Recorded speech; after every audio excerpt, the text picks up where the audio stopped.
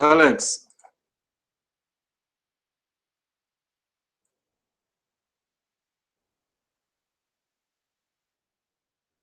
cadê você, meu jovem?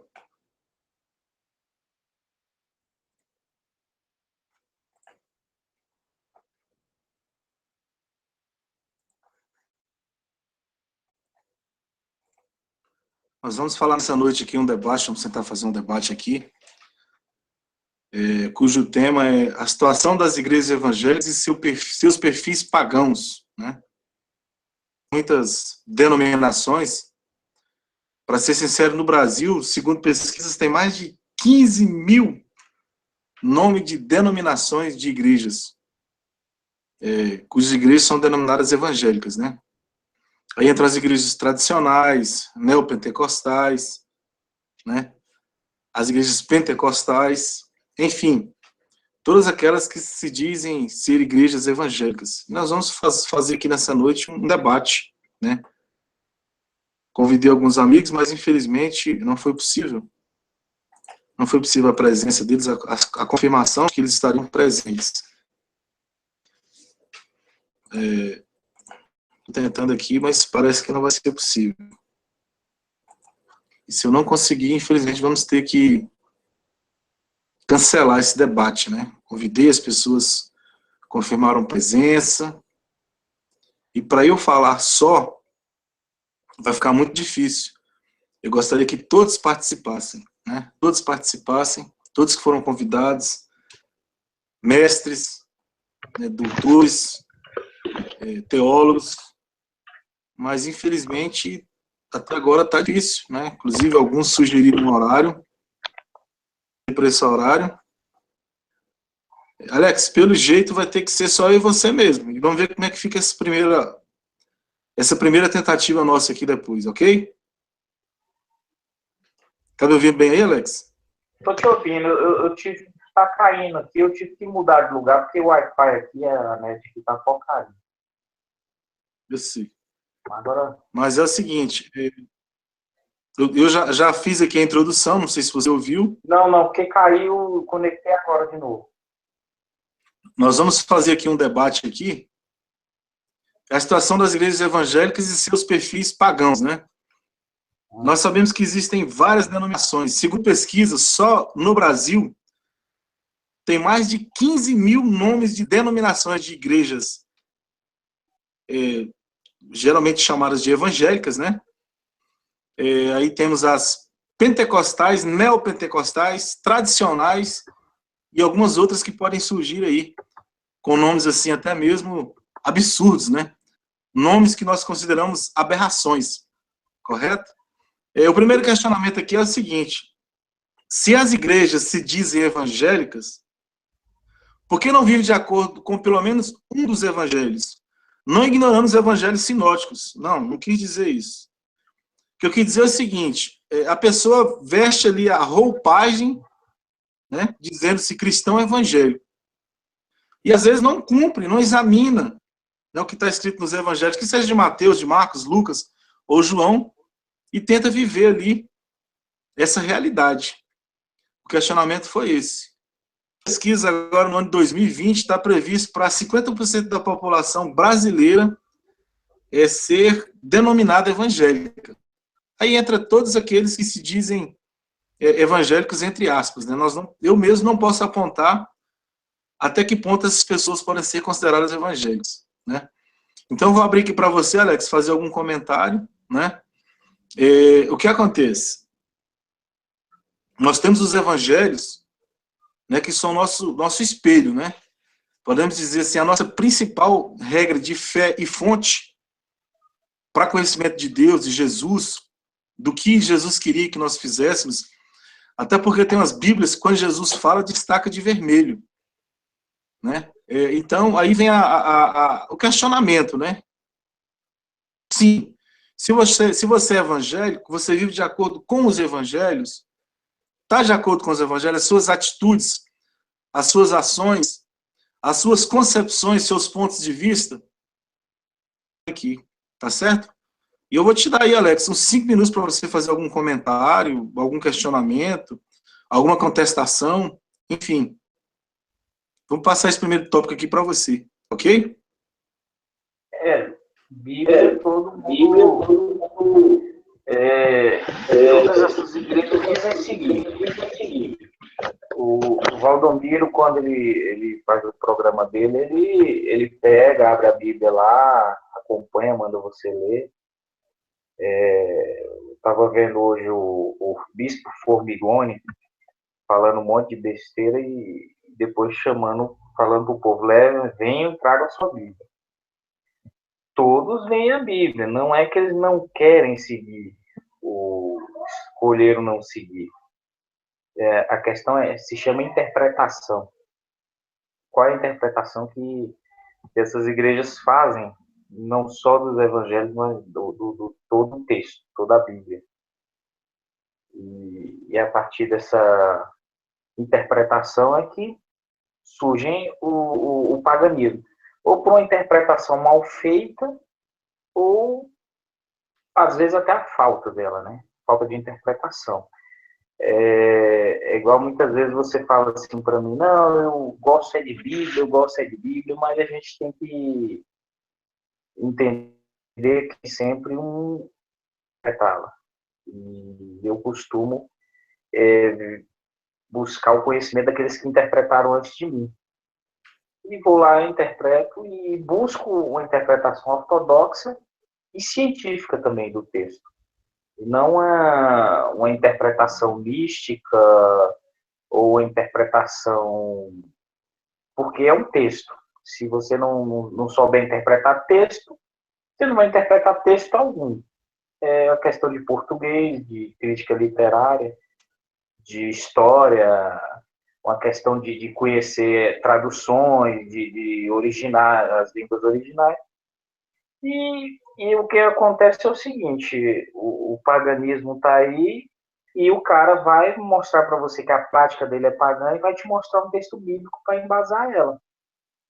Todas têm uma teologia, uma interpretação, agora a gente tem que saber como é essa teologia, da onde ela parte. Está a questão da precaução, né? Seria mais ou menos isso que você quer dizer. Porque o que acontece... eu vou dar um exemplo. Tem a teologia que ela é feita a partir da experiência.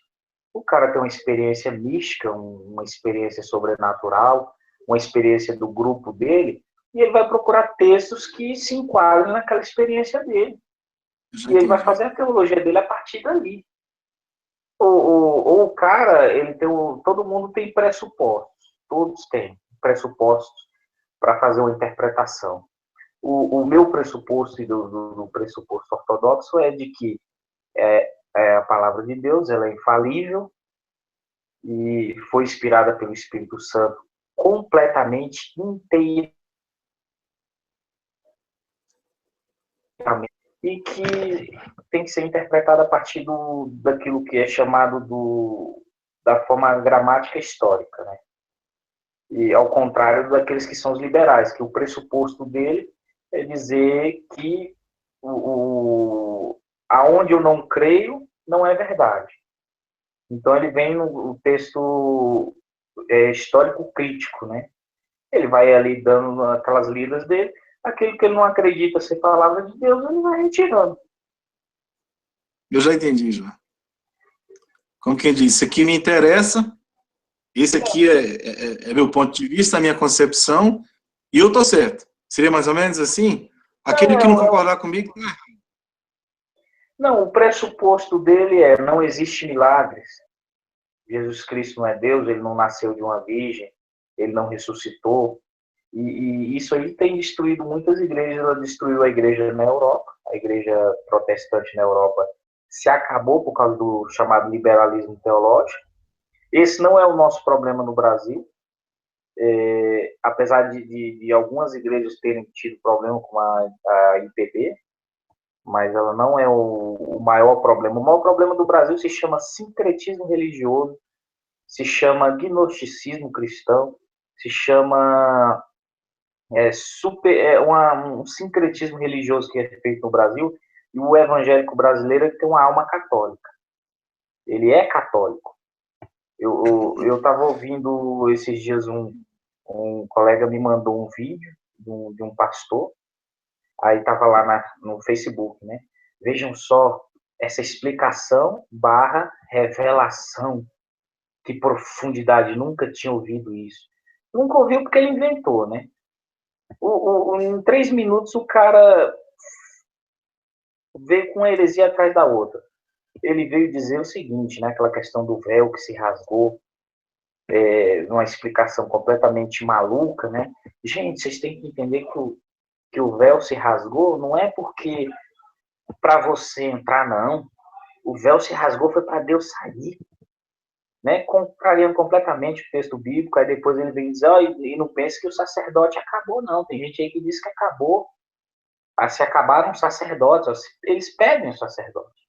O evangélico brasileiro, ele exige um sacerdote porque ele tem uma alma católica e pagã. Porque sacerdote é coisa de religião pagã, como você estava falando daquela vez. Eles ignoram completamente o que é reforma protestante. Ele não conhece a reforma, ele não sabe nem de onde veio, não sabe se é de comer, de beber, se é nome de remédio.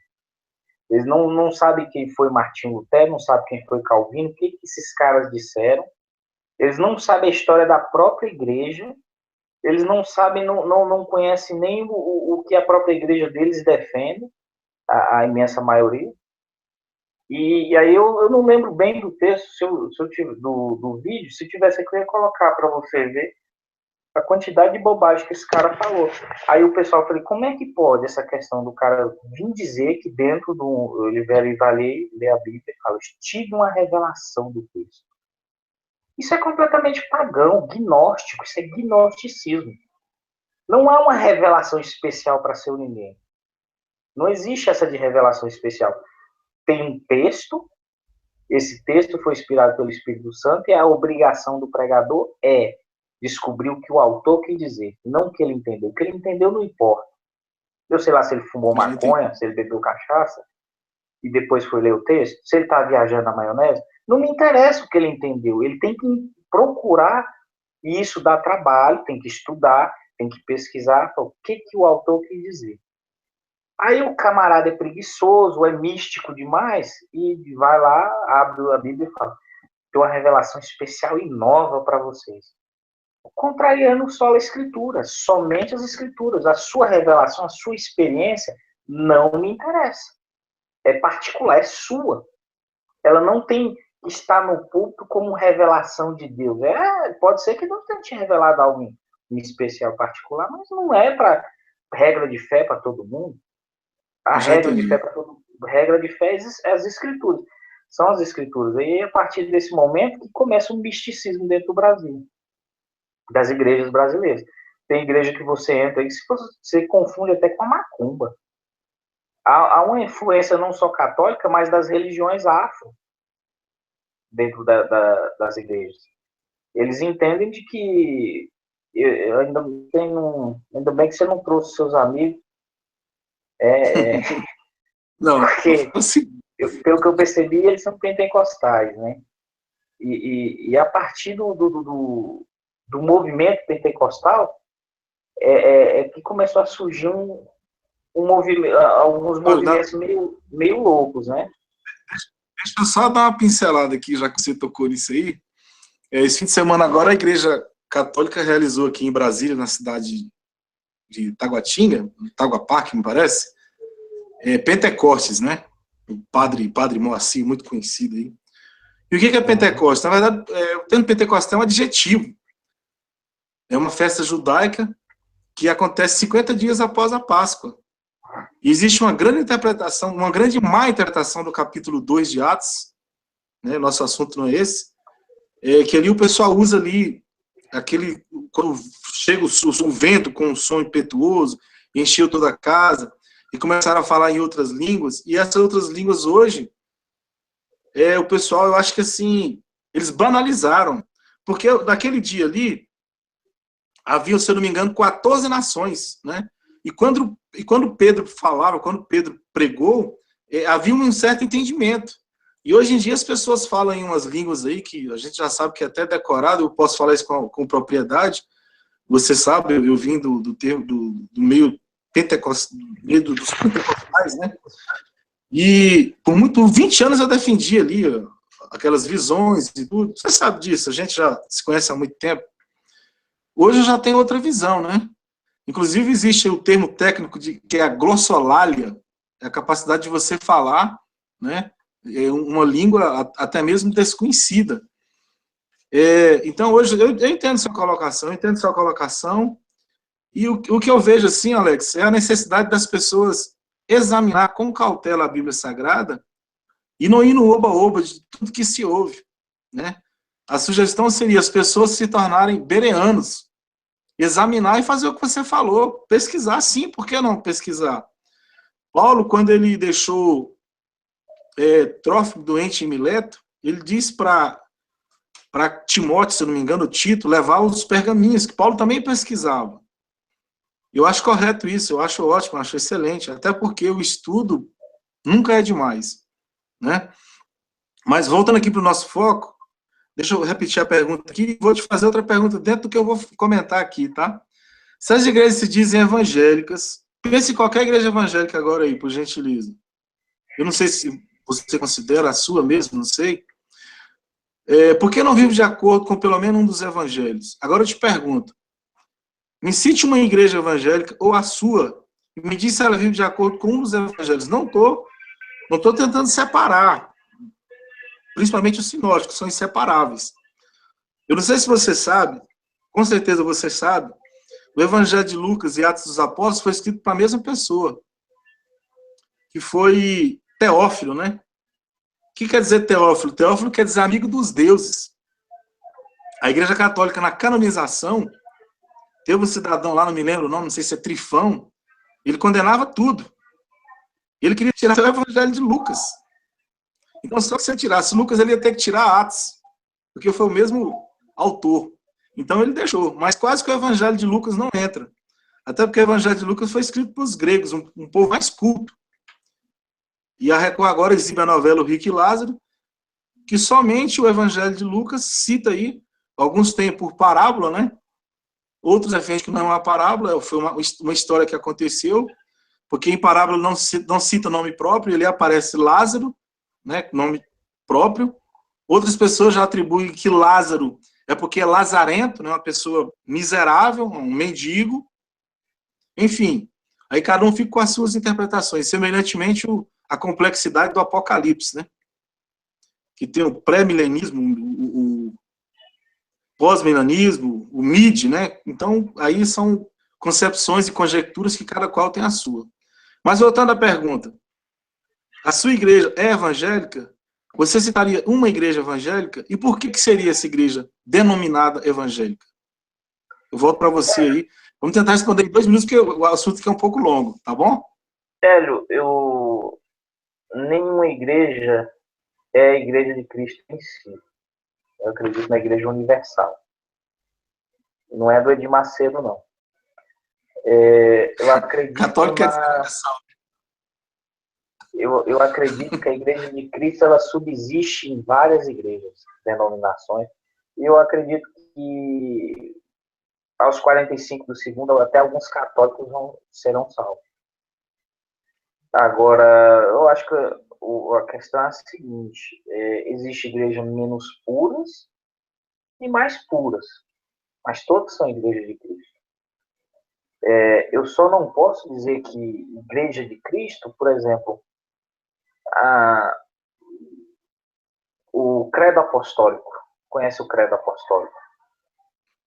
Para ser assim, simples e objetivo, qualquer igreja que nega qualquer afirmação do credo, para mim, não é a igreja de Cristo.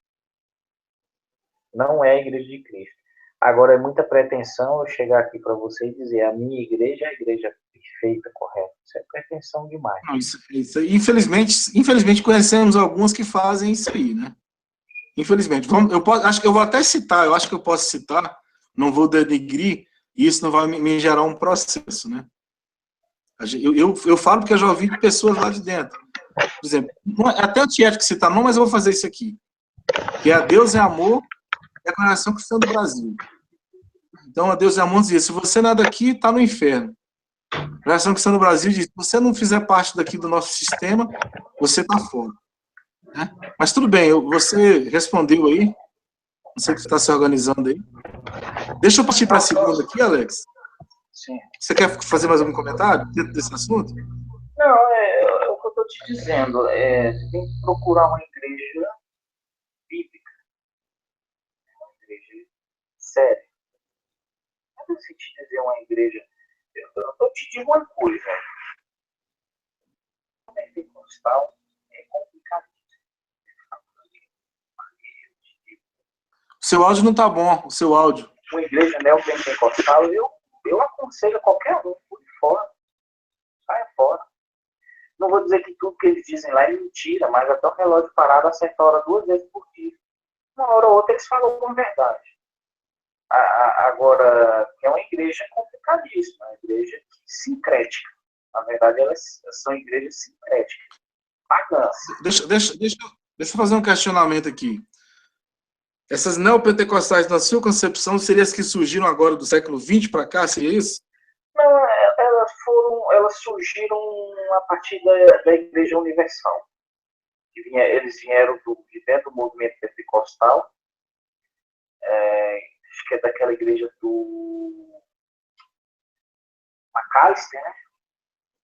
Eles surgiram de lá, aí nos anos 70, né? De Macedo, Universal.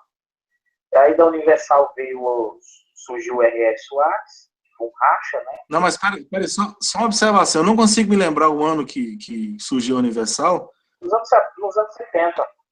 Não foi não. Foi bem depois, quer ver? Deixa eu ver, deixa eu tentar lembrar aqui o ano que o Edir foi Só que preso, talvez. ela tinha outro nome. Ela com esse nome foi nos anos 80. Mas o Edir Macedo começou a igreja dele nos anos 70. Eu não me recordo agora. Então, quer dizer, ele deve ter o quê? 47 anos de estrada, não seria? Então, Edir Macedo, seria mais ou menos isso. Por aí. Aí daí surgiram essas mundial, universal, internacional, Sara Nossa Terra. Igual você falou, as neopentecostais, as demais, né? Eu já entendi. Renascer em Cristo, lá daquele cara lá do dólar na cueca. Eu já entendi. Do Bispo Rodovalho. Isso era da Renascer. São neopentecostais. Vamos partir para a segunda aqui para não ficar muito enfadonho. Vai lá. O púlpito das igrejas evangélicas são semelhantes aos das sinagogas judaicas e da igreja católica. Por que isso? Você já parou para analisar o porquê?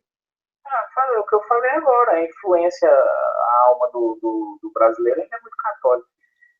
Paulo teve um trabalho enorme para defender o apostolado dele, né? E aqui no Brasil, toda esquina tem uma igreja com um apóstolo, né? Os evangélicos adoram títulos, né? O bispo, o arcebispo, o reverendo, eles adoram títulos, né? E essa coisa vamos dizer assim, os líderes, né? São papinhas, são pequenos papinhas, né? Eu não vou dizer o nome, porque eu acredito que isso aqui não vai longe, não, fique entre nós, mas dá uma grande vontade. Aqui no Gama tem um. Só que vai para o YouTube, viu? Já está sendo transmitido ao vivo para o YouTube, viu, Alex? Mas ninguém está vendo, não, só nós. Tá bom, depois vamos ver a repercussão. De repente passa, tem que fazer, você tem que avisar, né, para o pessoal ver. Se não avisar, ninguém vê. O cara deu uma pernada na Madureira aqui e se auto-intitulou de. Como é que é? Apóstolo? Presidente vitalício da igreja. O título dele é presidente vitalício. Você entendeu? Ele quer deixar claro. Ele se tornou uma dinastia, ele é um papinha, ele vai pôr quem ele quer. Exatamente o que eu ia falar, dinastia. As igrejas hoje se tornaram dinastia, certo? E o cara, ele manda e desmanda. Ali não existe uma democracia. E eu não acredito muito em democracia, não, mas ali não existe. Por exemplo. Eu já entendi. O que houve? Deu uma pausa aí no seu vídeo? Tá me ouvindo, Alex? Estou te ouvindo. Deixa eu partir para a terceira, então, já que você já Vai lá. tinha dado uma pincelada, né? A gente termina umas 11 horas, aí aqui só para ficar mais com uma experiência, depois você combina com esses caras direitinho aí.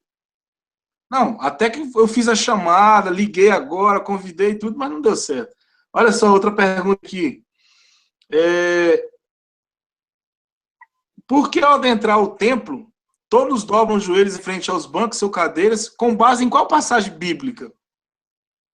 Você já parou para analisar isso já? Não são todos que têm isso como regra, não. Isso é um costume, uma tradição apenas. Agora, quem faz isso como diz que é uma regra bíblica, um mandamento bíblico, é o pessoal da congregação cristã. Eles entendem, eles interpretaram lá, né? O cara bebeu uma cachaça lá e interpretou o texto dizendo que só se pode orar de joelhos. Não se pode orar em pé, nem sentado, nem deitado. É só de joelhos. No entanto, quando você entra lá, todas as vezes que eles oram, eles se ajoelham. Os bancos da igreja tem aquele negócio para ajoelhar. Mas deixa eu te falar, as Assembleias de Deus também fazem isso, Alex. Mas fazem por tradição. Se você não quiser também,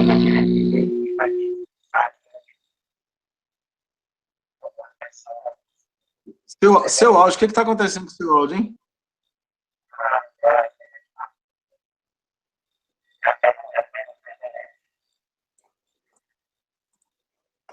Seu áudio eu quase não estou te ouvindo. Você está me ouvindo bem aí?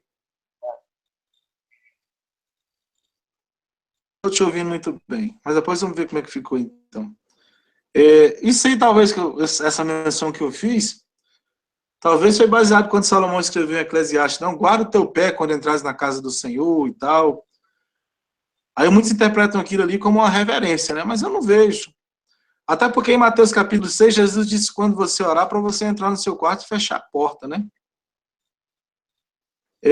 Talvez essa questão que você mencionou aí nos reporta para Daniel, né? Daniel orava 3 vezes ao dia e a Bíblia fala literalmente que era de joelho.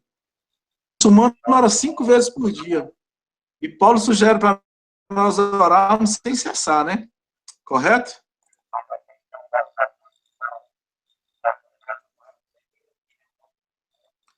Alex, o seu áudio aqui não está chegando bom para mim, viu? Eu não sei nem como controlar isso aqui, viu? Deixa eu ver aqui.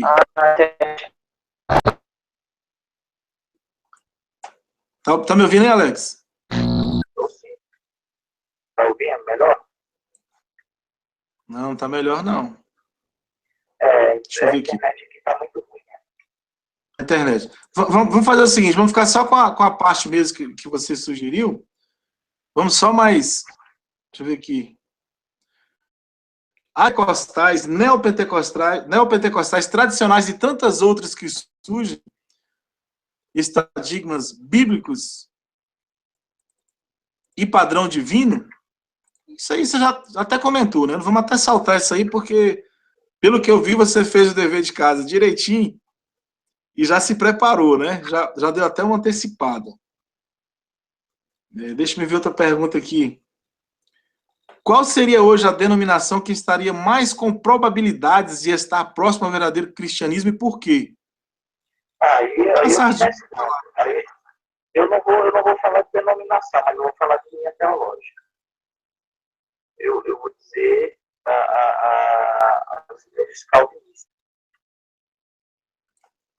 Sem sombra de dúvida, eu acredito que o calvinismo é a linha teológica que, vamos dizer assim, seria mais fiel às escrituras. Mas, peraí, deixa eu te fazer uma pergunta aqui. Tem um vídeo do Augusto Nicodemos, se eu procurar, eu encontro. O Augusto Nicodemos, hoje na igreja presbiteriana, seria, aí, vamos dizer, talvez o mais respeitado. No Brasil, talvez, o Papa da presbiteriana aqui, correto? E ele fez um vídeo defendendo... Oi? Pode falar. Ele fez um vídeo defendendo tanto o calvinismo como o armenismo, né?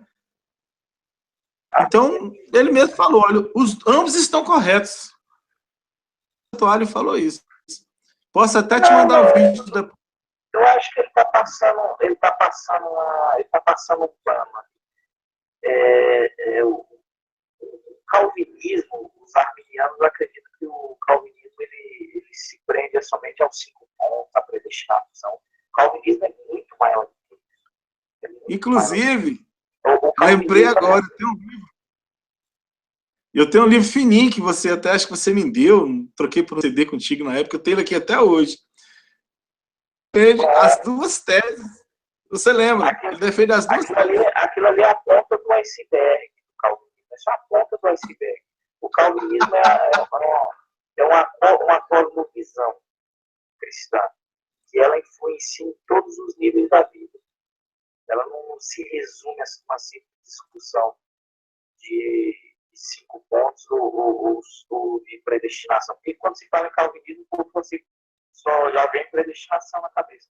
E o calvinismo é o ponto forte, a predestinação. É o que o povo gosta de discutir, mas é muito maior. Eu acho que o cara tem que pegar ali as institutas de Calvino, dar uma lida. Eu não digo que é indispensável, vai te tornar mais puro. E você vai ver ali quanto que aquele cara, Calvino, ele não recebeu uma nova revelação. Ele só sistematizou a religião, coisa que não havia até aquele momento. E Calvino, as influências de Calvino estão lá até hoje na Europa. Eu já entendi. E aqui no Brasil, a nível de Brasil mesmo, tem muitos assembleanos aí que não eram e hoje já são até calvinistas, embora não falam publicamente. Isso eu sei.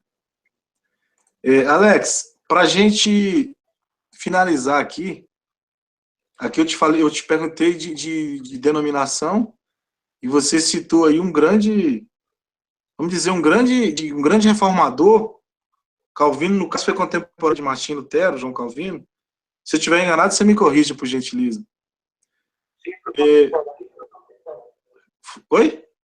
Foi sim. Foi, correto. Porque hoje muitas igrejas vão nos tradicionais embalos mundanos, como carnaval, festa junina, Natal, etc. Qual seria a base bíblica, né, para esses acontecimentos? Nenhuma. Pergunta aí. Nenhuma. Hã? Nenhuma? Hoje a pastorada aí, a igreja como uma empresa. Eles gerenciam, eles aprendem, quando eles vão buscar uma formação superior, eles não buscam uma formação teológica. Não que o cara é obrigado, mas porque tem coisas que eu digo o seguinte, que você pode aprender de graça, você não vai pagar para aprender. Se você tiver boa informação, boa orientação, você não precisa pagar nenhum diploma. Agora, se o cara vai buscar formação em psicologia, o cara vai buscar formação em administração de empresa e publicidade. Os caras administram igrejas como empresa. E o que acontece? Por que vem toda essa onda que você está falando aí? Meu amigo, pequenas igrejas, grandes negócios. Você está ali para agradar o público. Você não está ali para contrariar o público. E igual você falou, por que muitas igrejas não vivem de acordo com o evangelho? Porque viver de acordo com o evangelho fazia igreja. Ela fazia. Se o pastor chegar ali e ficar te falando que você é um miserável pecador, merecedor do inferno, porque a cruz ela diz isso, né? A cruz é escândalo, ela te humilha. Ela mostra quem você é, e ela diz que você não é melhor que você não pode alcançar a salvação por meio dos seus esforços, da sua inteligência, de coisa alguma. E ficar falando isso aí esvazia a igreja, isso não dá dinheiro. Eu já entendi. Esse mês que nós estamos mesmo, Alex, esse mês que nós estamos agora, o mês de junho, é um mês frio, e vai começar as tradicionais festas aí, junina, e outros já pulam para junina, julina, agostina. Eu lembro que chegou um período que esteve até setembrina, né? Então a gente realmente vê que não tem paganismo. Está dentro do nosso debate. É o grande paganismo da igreja romana. E aí os crentes ficam com inveja, né? A alma católica deles. Aí fala, vamos fazer a festa country. O rancho dos crentes aqui. É um papo furado, Alex, né? deixa eu te falar. Como esse foi o nosso primeiro Hangout, 57 minutos, nós vamos encerrar por aqui, correto? Vamos ver como ficou no YouTube. Tomara que fique melhor o teu áudio, porque o teu áudio que para mim não veio bom. E nós vamos fazer o teste lá no YouTube, tá bom? E obrigado aí pela participação aí, por ter tido essa paciência aí.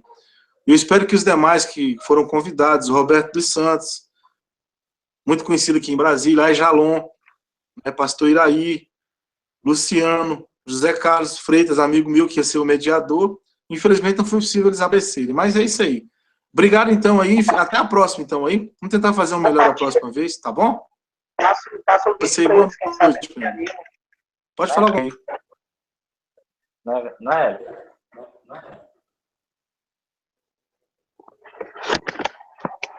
Pode falar para se despedir. Oi? Sua internet não está muito boa, não. Pode dizer boa noite para despedir, que você tem 2 minutos. Não, Hélio, manda o vídeo para eles, quem sabe eles se animam aí. E com o tempo a gente fica mais profissional aí para fazer os vídeos, né? Com Aí você manda certeza. para eles, quem sabe eles se interessam em participar. Tá bom então. Boa noite, meu irmão. Um abraço aí. Deus Boa noite. abençoe.